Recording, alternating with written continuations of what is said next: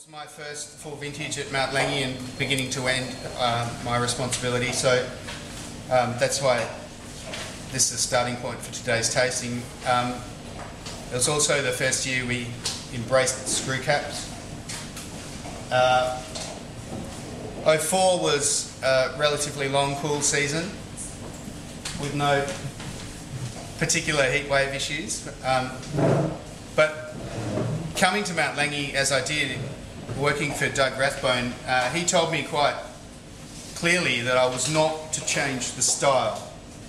He'd bought Mount Langi, he thought it was great, don't stuff it up. And so I've had to change the style behind his back a little bit, and as carefully as possible, but it takes some time to steer a big ship, and wanting to make sure that we're moving in the right direction all along. But in 2004 I was still concerned about issues with power and weight and impact, and these ideas I've completely thrown out.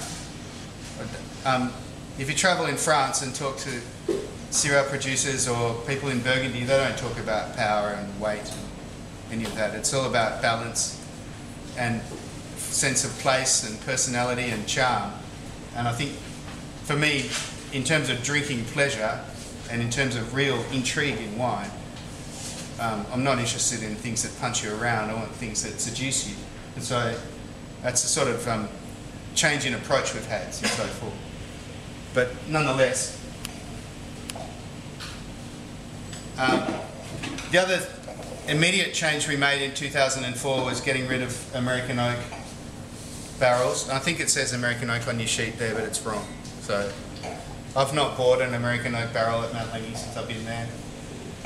I find American oak flavours in Shiraz can be a bit crass, and it doesn't really integrate very well with the wines that we make. There is a place for American oak in some Shiraz, of course, but it's not something that works at Mount Langi. I see oak as a seasoning, as not a flavour ingredient, but something that can sort of build the wine. And more importantly, the use of barrels and filling and emptying barrels and the way they oblige you to work with the wine is very important for the wine's evolution, because it gets air into the wine and that helps kick it along and changes the tannin. So I don't want to see oak as a flavour ingredient at all.